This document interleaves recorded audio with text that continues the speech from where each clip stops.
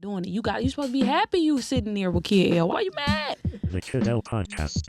Rocking and rolling DJ BJ is in the building. What's happening, my boy? Kid L, how you feeling? I'm good, man. First time we got to meet each other. We did music reviews together. That was a long time ago. That's how we start. That's like that was like one of my first episodes of like, getting on a couch, getting microphones in front of me.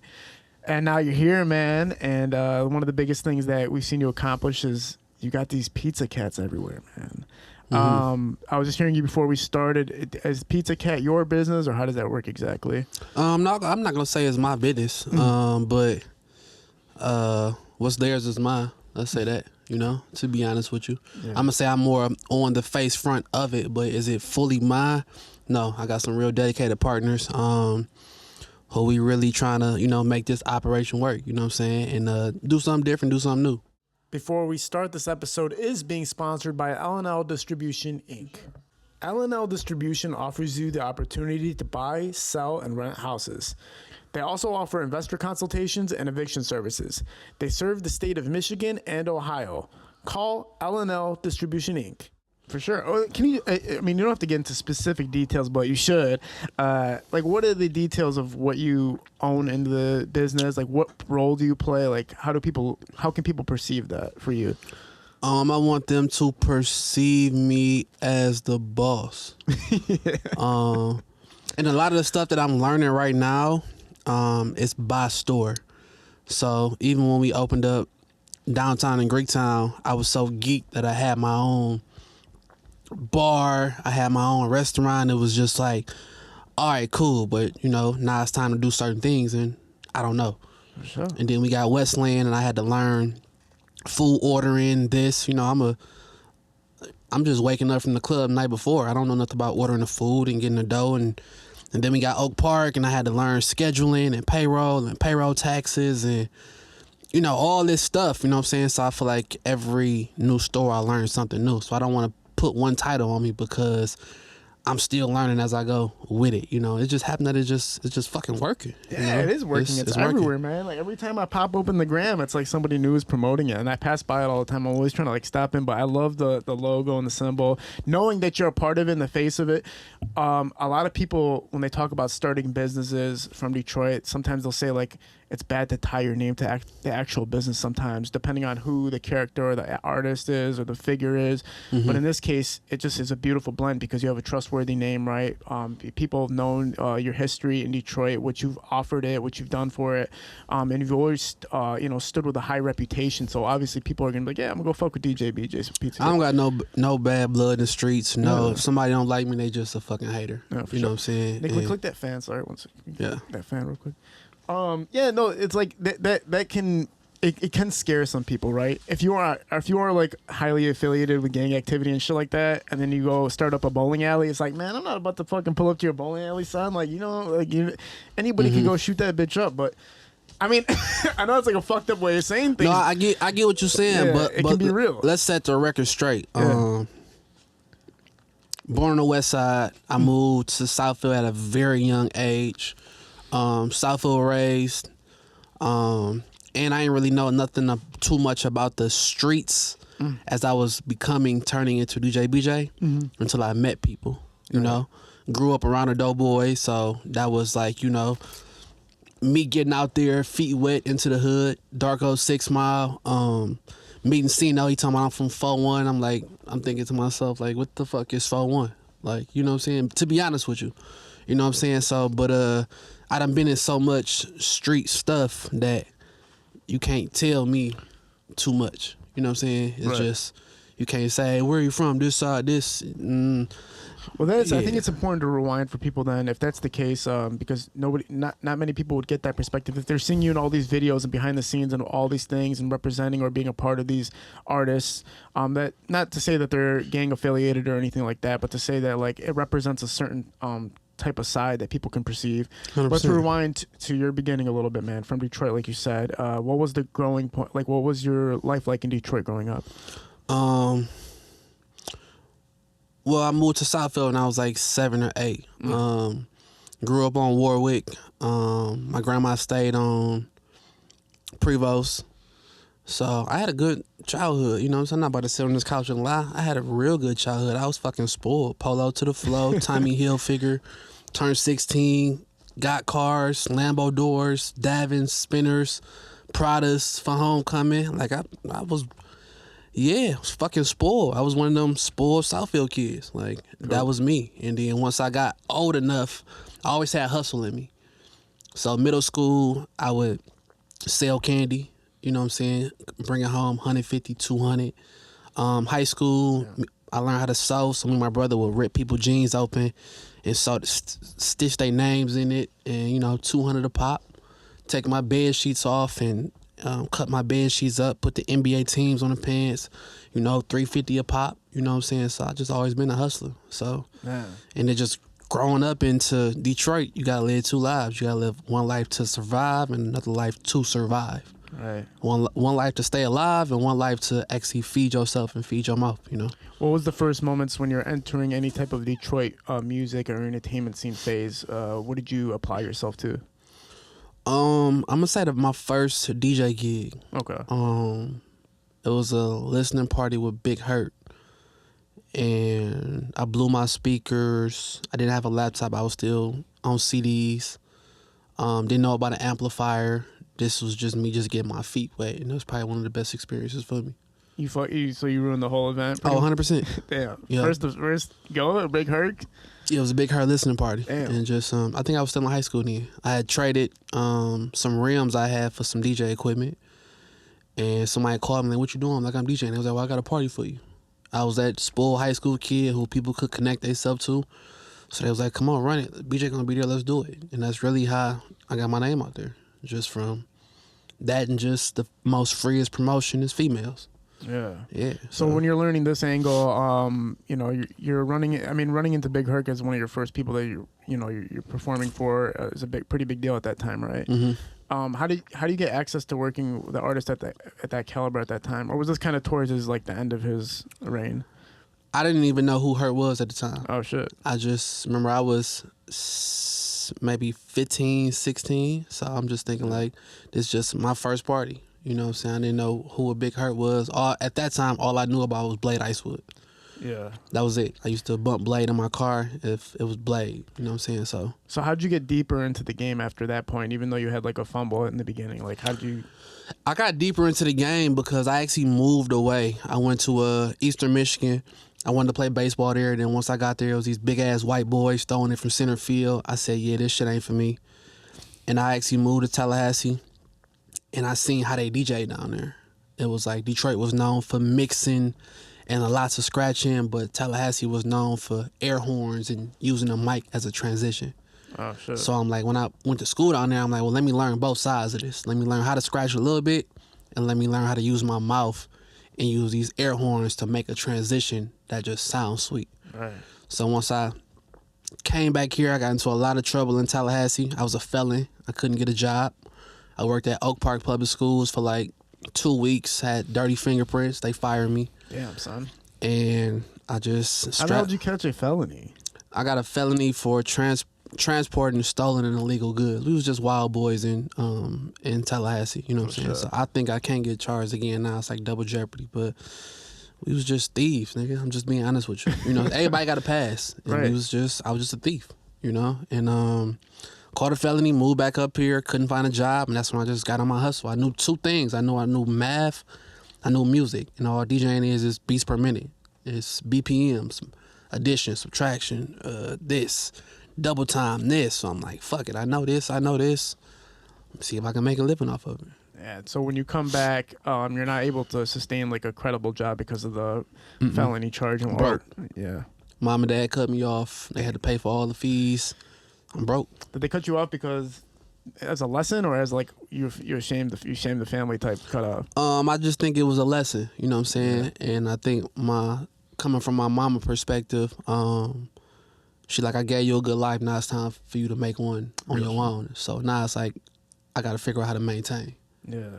Of what I think is regular, you know what I'm saying? From somebody who never had nothing, they think not having nothing is regular. So to have something to nothing, it's like, yeah, this ain't regular. At that time when they did cut you off, was it a feeling of like, you knowing that it's the right thing, or were you like resentful or spiteful of the situation when it happened? I wasn't mad at him because my mom had just paid 20 G's to pay for everything from Tallahassee. Goddamn. And we had blew through student loans too. My brother had got a loan for $100,000. I got a loan for $100,000, and I didn't know back then that they put the student loan right into your account. Oh shit. So we got down there with 200 cash, 200 in our accounts, August, and our lights was cut off by Halloween. Yeah. Just partying. We had bought motorcycles, supposed to stay on campus. We had rented a mini mansion. We was just, if I could write a movie about this, my life and this shit, I probably would, yeah. Goddamn. Yeah. Now you're kind of forced to press the entertainment side. You picked up everything you can, learning how to mix sounds and everything like that. What's the next gigs that are helping you bring your name out in the city? The next gigs is, I'm gonna have to say it was some stuff with Doughboys.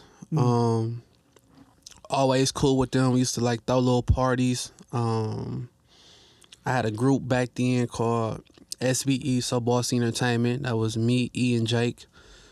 And I don't know, I just felt like, I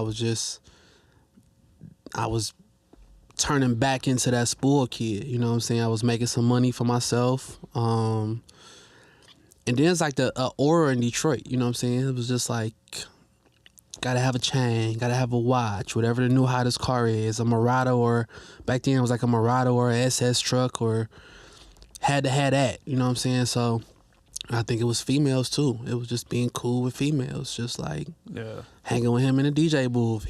I wasn't even 21 doing the after parties, and that's kind of how I got on radio. I just was in the club in the right night, ran into Shorty the Prince, and by that next week, I was on the fucking radio. Yeah, man. And I think that's one of the biggest things too, like you having a music video introduction, Good Ass Day, and you're just sitting right fucking there and introducing one of the biggest songs in the history of Detroit music to come out, right? Mm-hmm. And people really stamping you for that too. And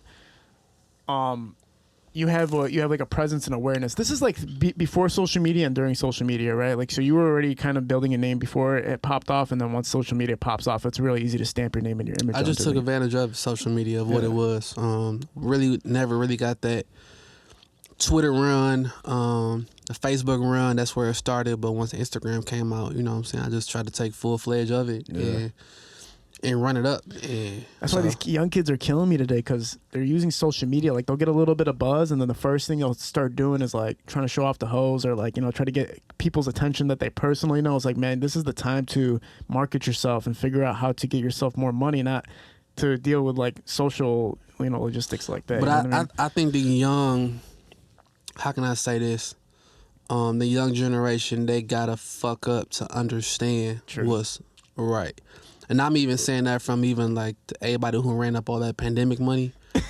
Those people are gonna be the most smartest motherfuckers, cause they probably ran up 200,000-300,000 and blew it. And I guarantee you, 3-4 years from now, when they touch that 200-300 again, they not gonna blow it. Yeah, they gonna be the smartest ones. Like the people. Sometimes you gotta run through and fuck up some money to know, like, oh, money really do got value. Let me hold on to it this time. Because you feel like your run's never gonna end, right? It never feel like it's gonna end when you're running it.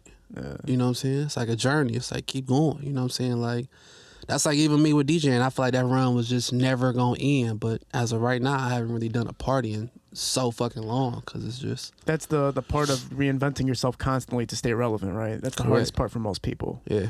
And it's hard if you have that fall off moment, it can sink you down to a point where you feel like you can never get back up. I think All-Star JR said that. He's like, I was so finished that I couldn't believe I was starting something new.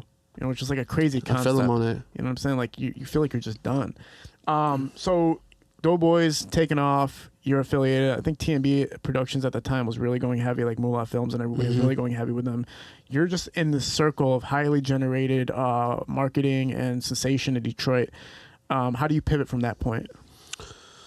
I don't think I never pivoted. I think I was stagnant for a minute, because my overall mission when I was on radio was to push the culture forward.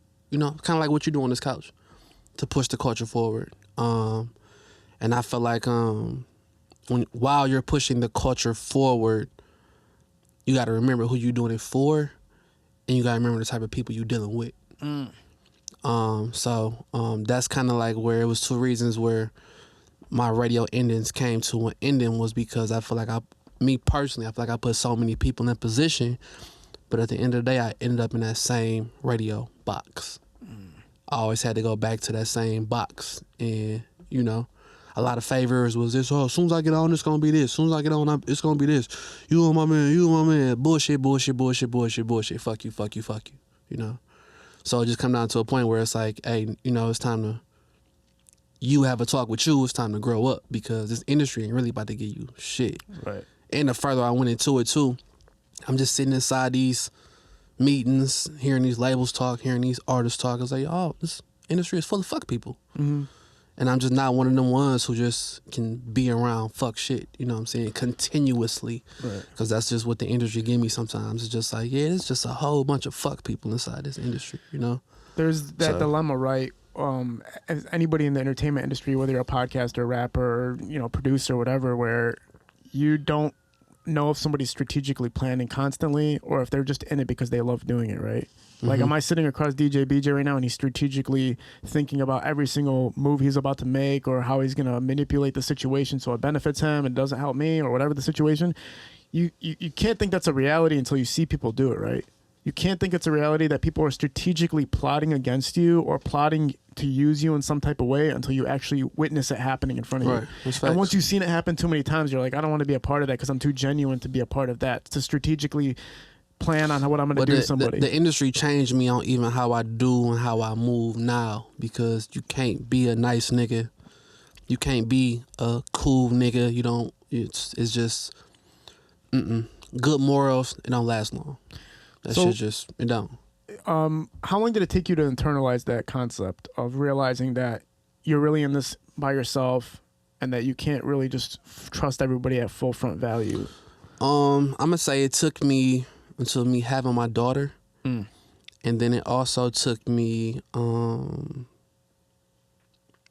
just going through life shit, you know what I'm saying? Going through baby mama shit, going through child support shit, like all of that, like, you know what I'm saying? Fuck these people. Right. You know what I'm saying? You got to live your life for you, and you got to really do you at all times, because you can stick your neck out for everybody, but it's going to come to a point where your neck ain't going to be long enough, you know what I'm saying? Yeah. You ain't even stuck that shit out for you. Yeah. So it's just been a lot of situations where I could have ended up fucked up if I wouldn't have stopped when I stopped, you know what I'm saying? And the music industry was one of them things. A lot of people still ask me till today, like, you know, let's do this, let's promote this, let's do this, let's you know, come hop behind me. And it's just like, yeah, but like, I gotta really fucking trust you to hop behind you fully right now, because, you know what I'm saying, everybody talk that talk, but they background scene, they just want to get on. You know what I'm saying? Yeah. And I'm pretty sure if you didn't want to get on, you probably wouldn't be fucking hitting my line, you know? For sure. And I don't think even, sometimes I do look at artists and I will look at them that way, like you're strategically, you know, you're plotting on me in some way, whatever beneficial scheme you're manifesting right now.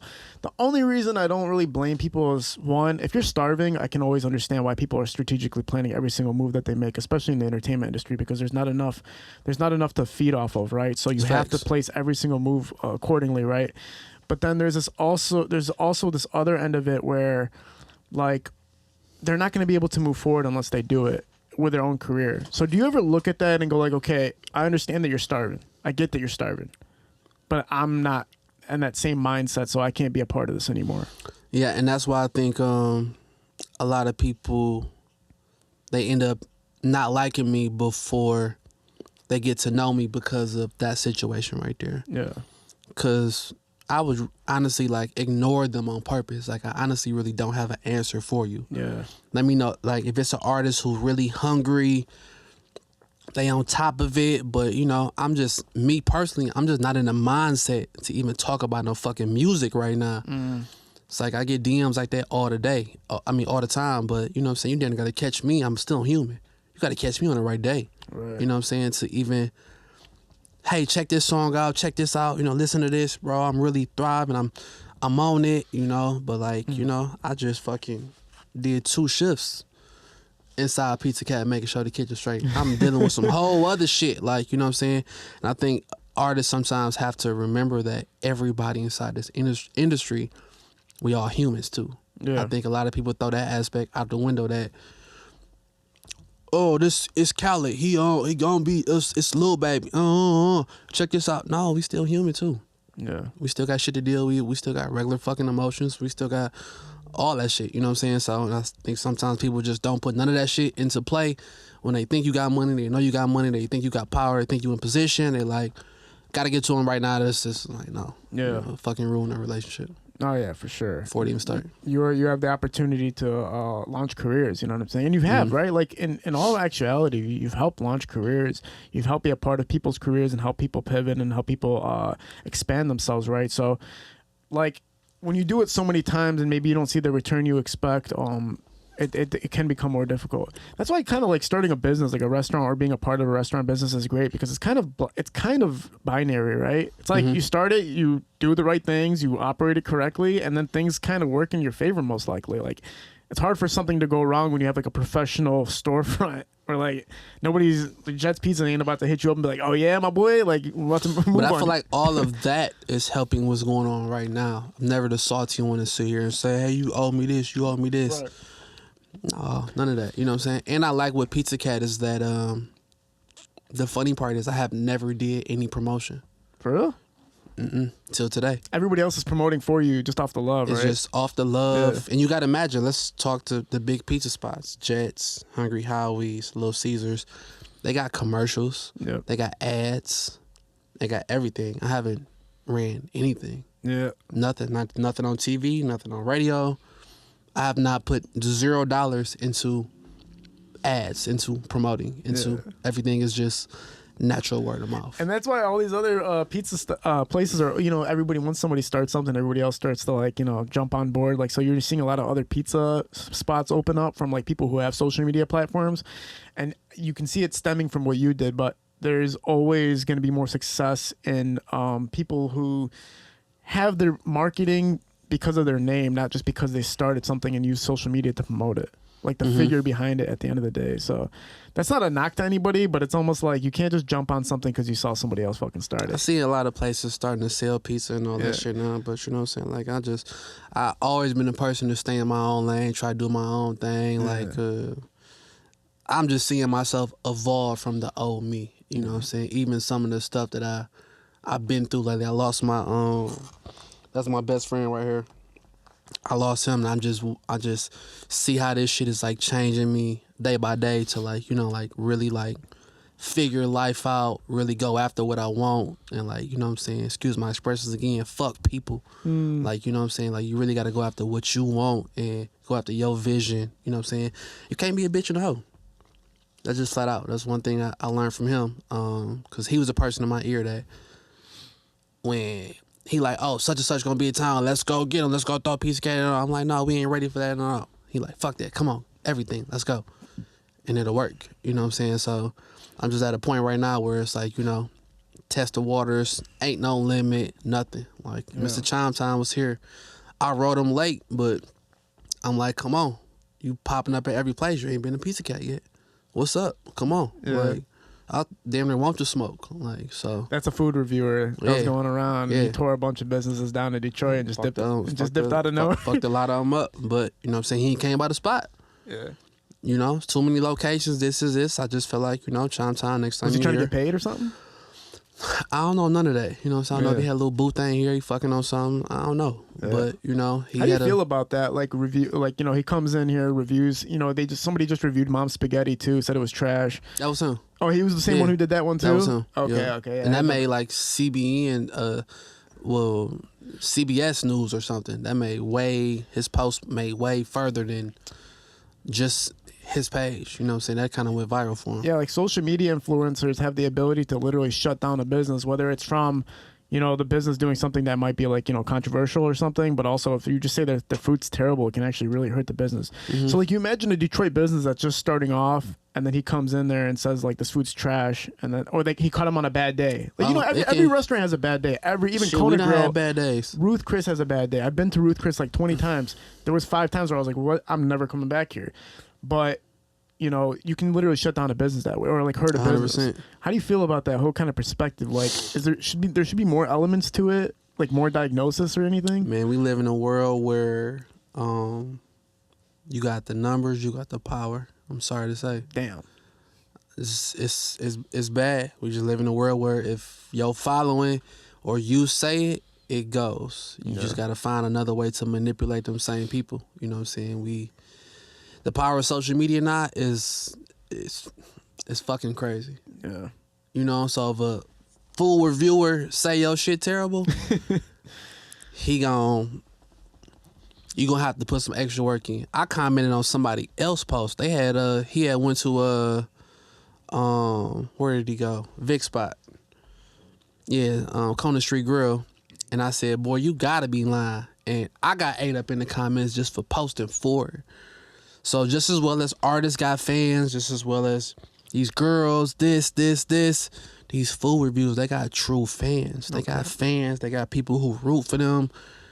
It's like you don't have to be doing music to have fans no more. You can be doing whatever. Yeah. And have a fucking fan base. You know what I'm saying? Yeah, there's something for everybody. And they're gonna comment on everything. They're gonna root for you, even when you can't. Yeah, I mean, when you really break down what entertainment is, if you really break it down from the highest scale of movies to Netflix to social media, it's just how much attention can I get from somebody? Mm-hmm. How can I make people pay more attention to what I got more than somebody else has got? That's all it is attention retaining. That's what entertainment is at the end of the day. That's facts. If these people are doing that, they have more power. I want to watch this dude. That's why there's certain artists that pop up that are so piercing. That's all you can listen to. They're just cut right into you somehow, and they got all your attention now. Kanye West, the guy is like so piercing, bro. Like I'm a big Rod Wave fan. Rod Wave. I'm a big fucking Rod Wave fan. Yeah. Went to his concert. Like, bought tickets. Like, first time I bought tickets to a fucking concert. Like, You couldn't get the DJ BJ access? Just like come backstage type shit? you know, I actually, to be for real, I actually hate backstage. Bro? Man, I don't know if I'm fucking growing up or just getting old with this shit. It's been so many backstage concerts, this. Fake vibes, shake hands, you know what I'm saying? And that shit just get... See, the way you talk about entertainment is almost like you're growing old. You're obviously getting older, like as far as your mentality and how you feel about stuff. But there's a little bit of resentment towards it, a little bit. Like it's something where I feel you have a little bit of spite towards it for some reason. I got some spite towards it. Yeah. Yeah, fuck yeah. Yeah, we got a little bit of spite. Not no hater tension towards it, you know what I'm saying? But industry just a cutthroat industry, you know what I'm saying? So that goes to any new artist who, you know what I'm saying, hopping into it, know what you signing up for. You signing up for some shit, you know what I'm saying? You signing up for some real life tester that's gonna really test your everything about you, from your thoughts to your emotions to everything. Like, damn near being in the entertainment business, damn near made me want to have therapy, you know what I'm saying? Like, shit, I need to talk to somebody about this shit because it get that deep.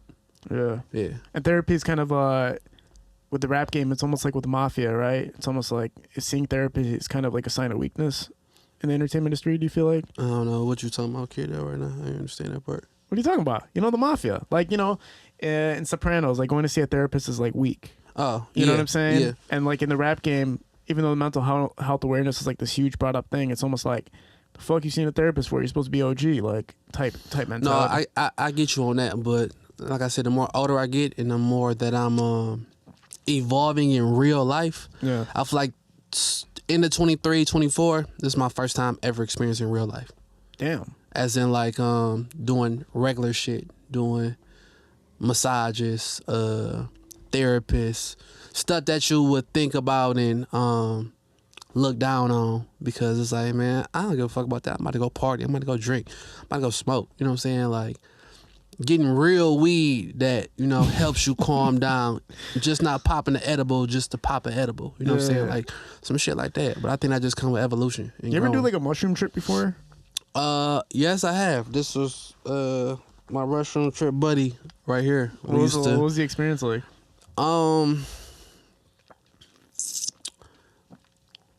Yeah, this gonna be bad. We actually did them walking through Pizza Cat one time. Sick. it was a random Saturday. My brother had the bowling alley outside, Luxury Strike Bowling. And we walked downstairs. She's like, "You ever been on a trip? Mushrooms?" And we just popped them. And we just, I don't remember. I just think we ended up in the kitchen fucking everybody food up that night. Just like messing up the ingredients and shit. It was something like that, you know. Yeah. But, I mean, I had a mushroom trip where I was at this my friend's event like a few months ago, and they gave us these mushroom Jello shots, and I thought it was alcohol, but it was mushrooms, which was fucked up.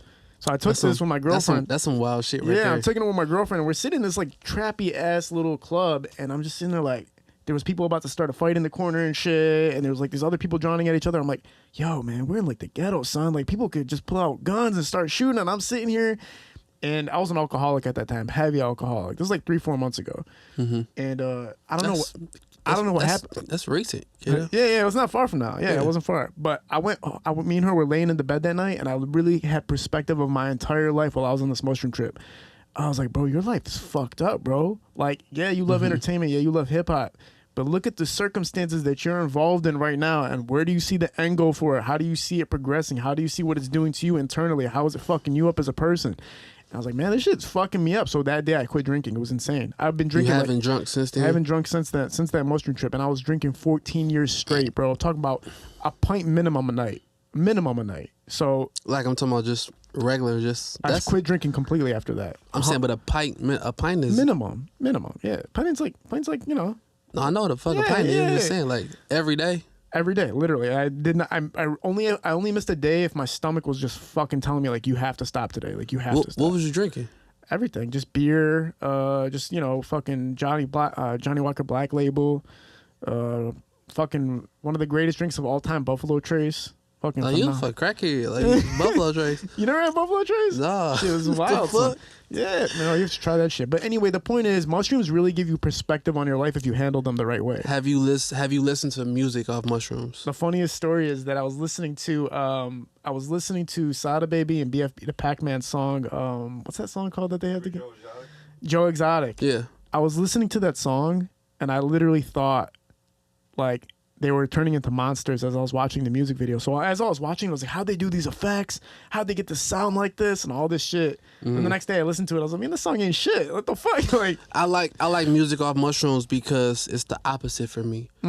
So, you know how like if we was to turn the speakers on in here right now, you can hear the words, but you can feel the bass. Yeah.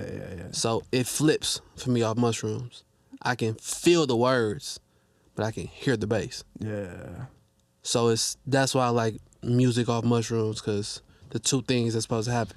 You think that sound crazy, but that's right. No. That's right.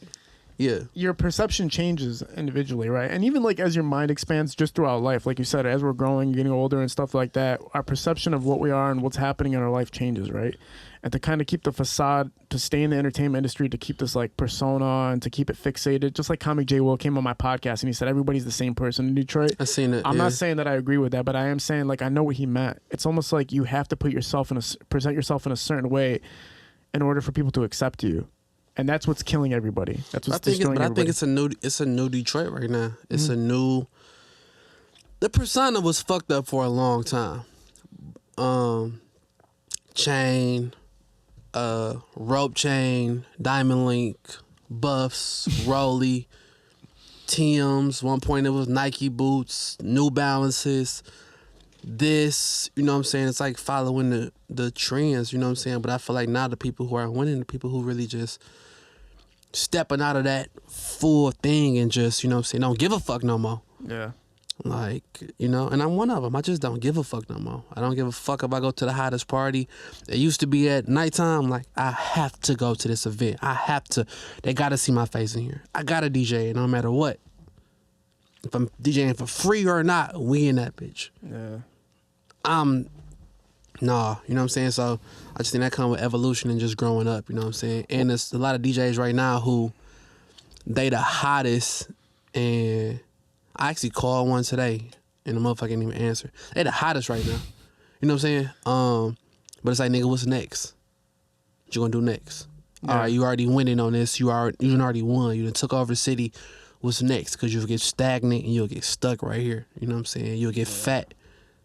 I got fat lamb chops, this, liquor, this. All right, what's next? You know what I'm saying? So, is business is it the new interest for you right now, or what's like the next interest for you? Since not that DJing is, you haven't DJed in a while, obviously, but I haven't done clubs. Still doing weddings, still doing private events, still doing. I don't want to throw it out there like I'm not DJing no more, because it's not that. You know what I'm saying? I still take a private gig, if the check right, money You're getting right. into like EDM, like you've been into EDM and stuff like that. I've been thinking about going into that. I haven't downloaded no new music on my laptop for a reason. You know what I'm saying? I want to.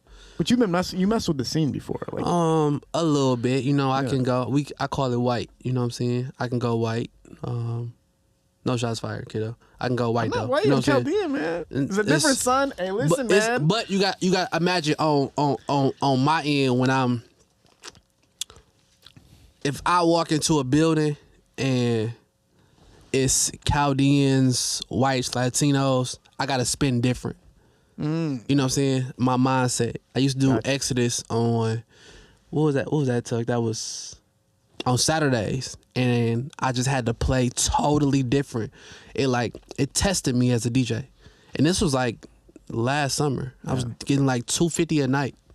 $250? But listen, it wasn't about the money for me. It was testing me. Like, can I do this? Can I do this?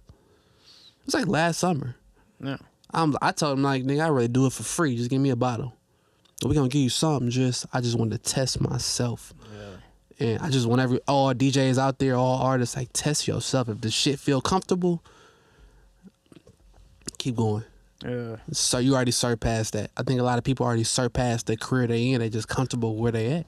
They gotta start testing themselves. Well, I mean, a question that I know, I mean, everybody gives the same answer, but if you look at your career in a timeline scale, are there things that you would go back in time and change, or are there things you would go back in time and be like, you know what, we should have done this quicker and moved into this direction quicker?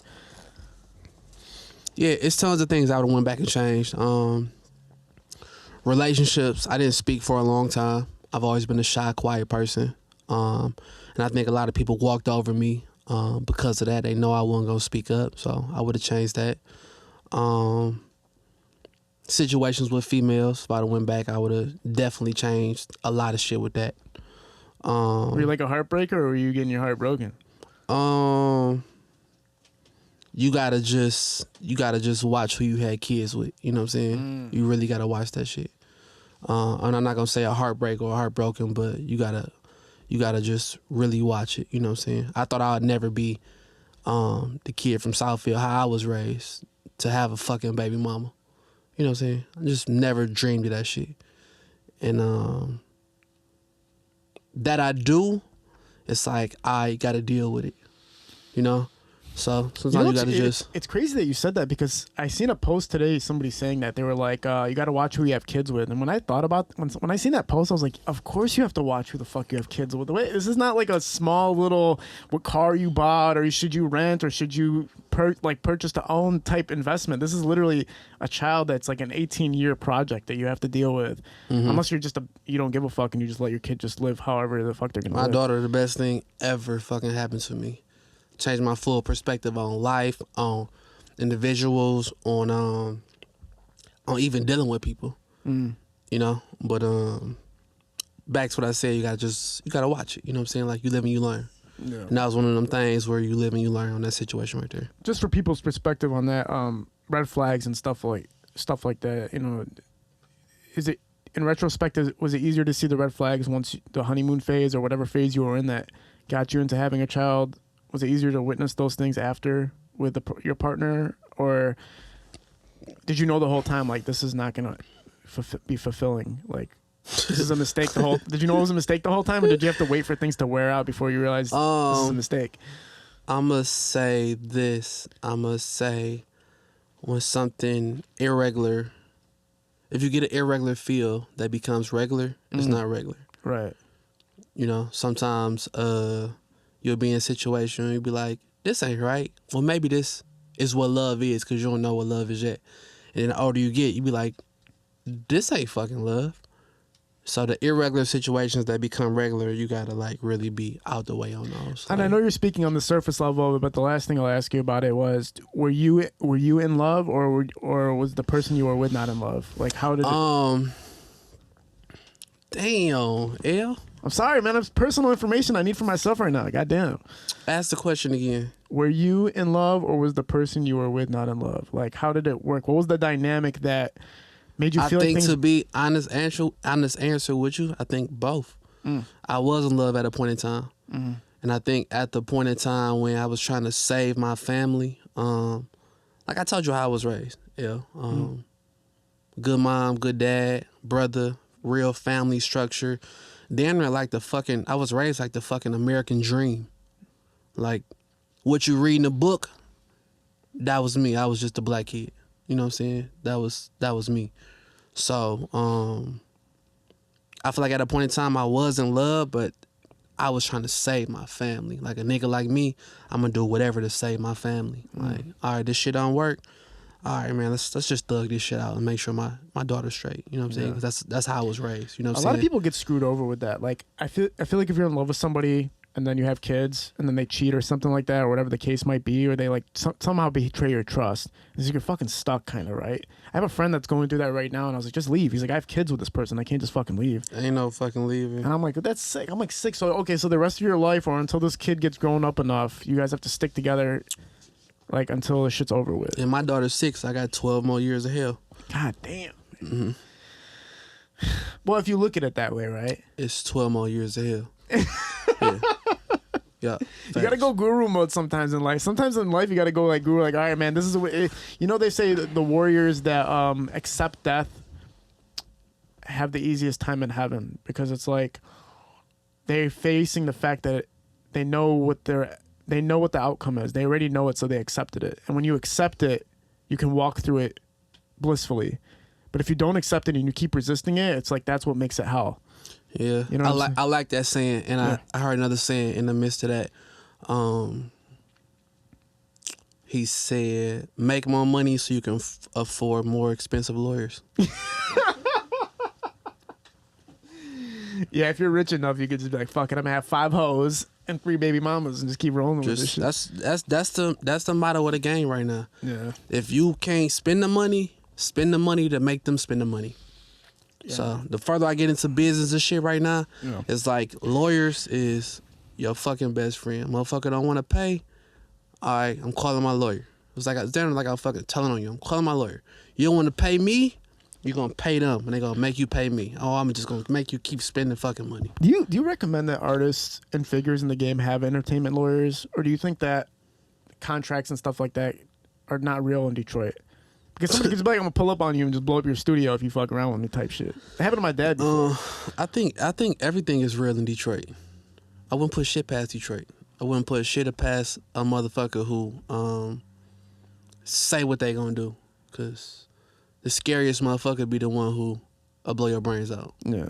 Because the motherfucker who really know about the streets and know about the hood, he gonna think about so much more before he shoot you. He gonna think about, oh shit, nigga, I gotta pay this attorney if I pull this thing out. Oh shit, I'm trying to go do this. I got this in my name, child support. Damn, if I get locked up, they gonna come after me. You think about so much more, so it's gonna be the scariest motherfucker that do it. You know what I'm saying? But I don't put shit past nobody in Detroit. Yeah, especially when drugs are in the mix, right? I think drugs kind of break that bridge between everything you just said. Like, a motherfucker will think about all those things when he's like in a normal state of mind, but once you mix in drugs, all that goes out the window. Like police pulling up on you, how much time I'm about to do, losing my kids and my family, like drugs just like erases all of that in a snap. Because I've seen it. I've had friends where when they're sober, like everything is normal as fuck. Like they're not going to make a stupid decision. But once that bottle leans in, all of a sudden there's no rules. Who cares if that guy has a camera on me while I'm smacking this guy in the face? Like all that goes out the window, right?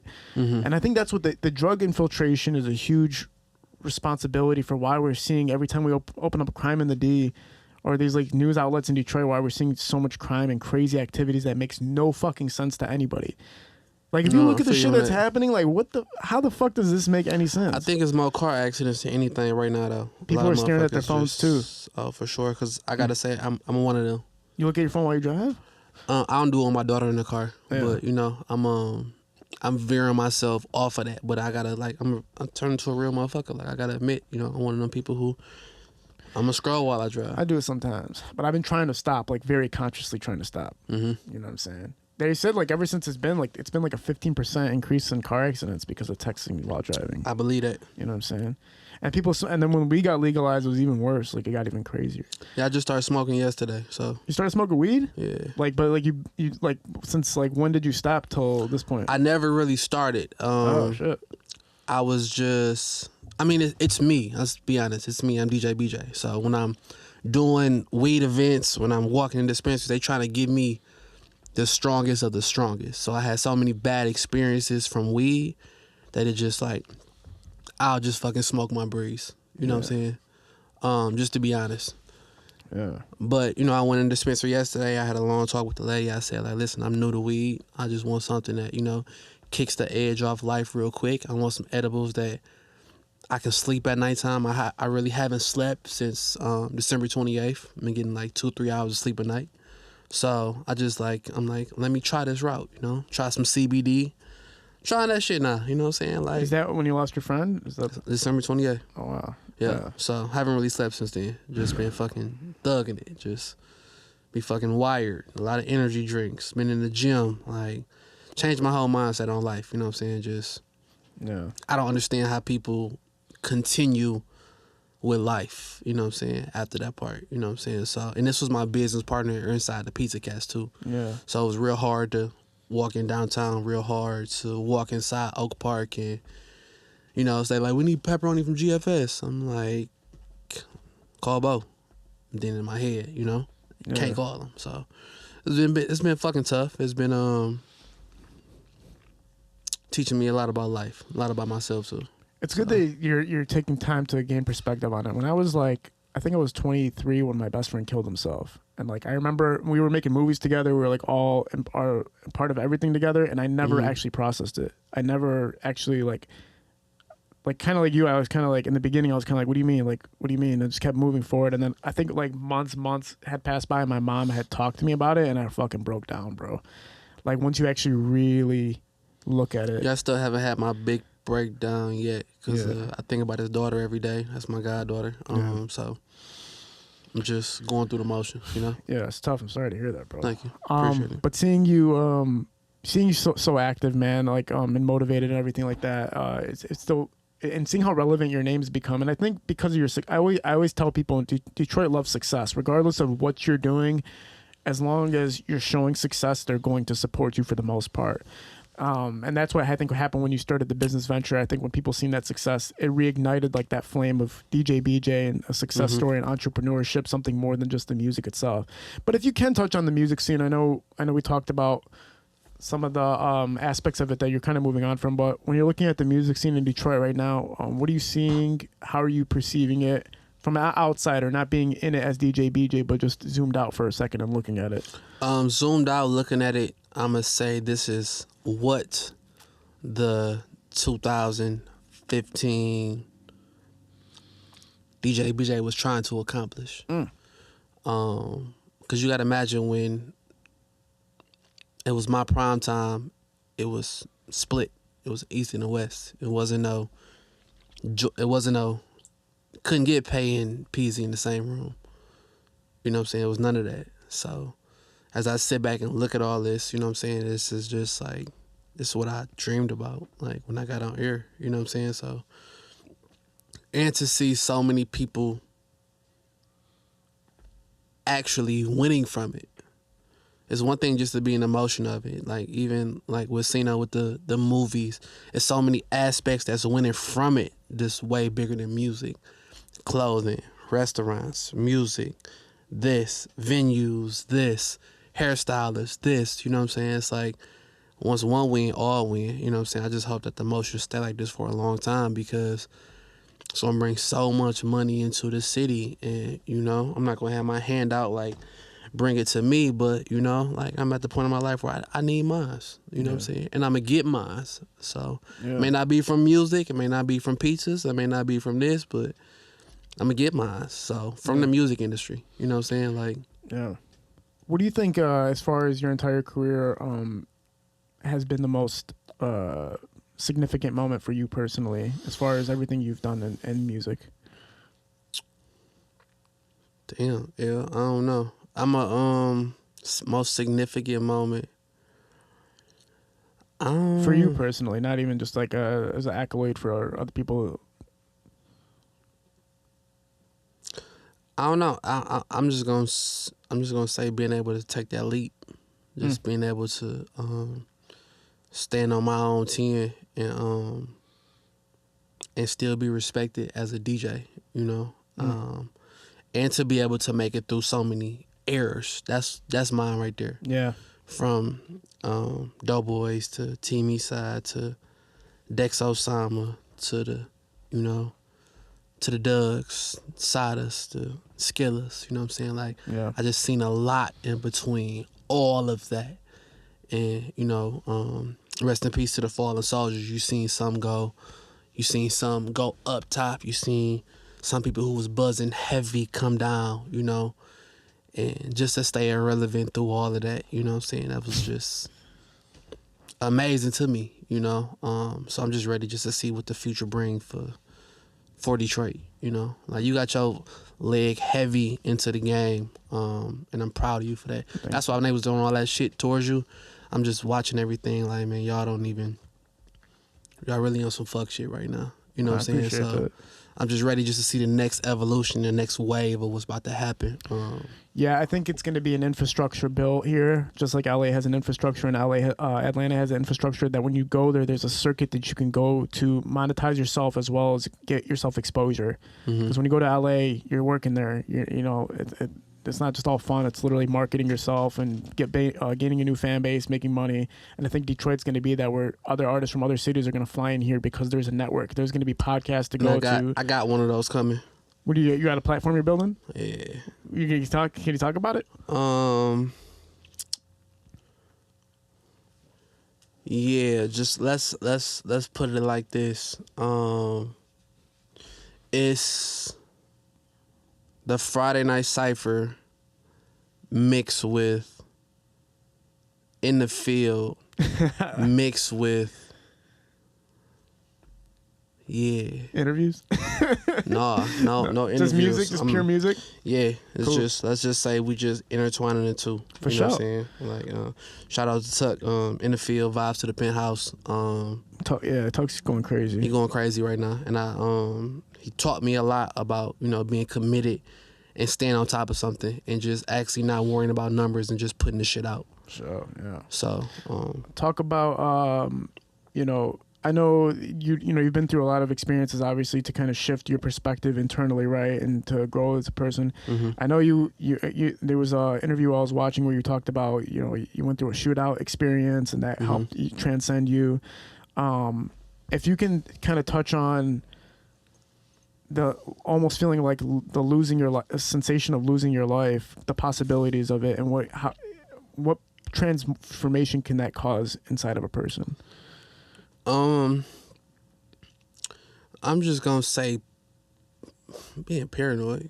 And I feel like if I wouldn't have went through things I went through as a younger person, it would have changed me. But I feel like I'm happy I went through them because this industry is already cutthroat. And to be honest with you, dealing with that shootout, because I be seeing a dude who got in trouble for that. He always posts stuff online about me, but never at me, never DM me, none of that. He out now, you know what I'm saying? But I want to let him know in that situation, like, nigga, I'm not you.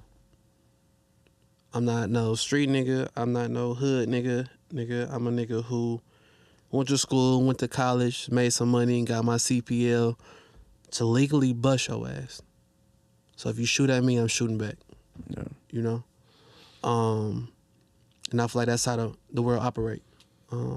That's why they give CPLs. That's why that aspect happened.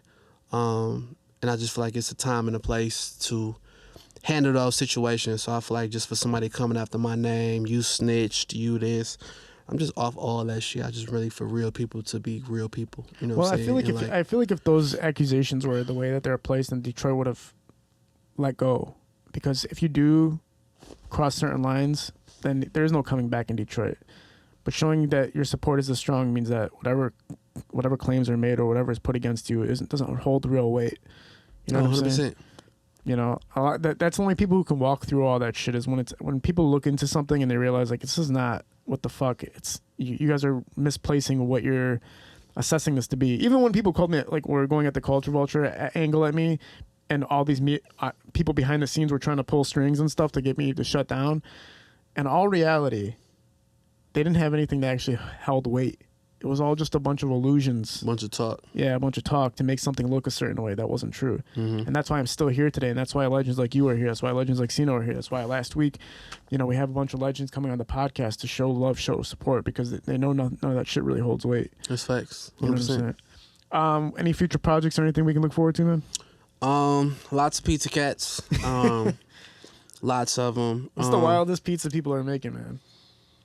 Well, number one Southern pizza is the no pork meat lovers. Number two Southern pizza is the Charleston chicken. Cino always do his with no red onions, but we always fuck that up. And I just have to say too, a lot of people do the most wildest is the chicken bacon ranch. Some people do no bacon.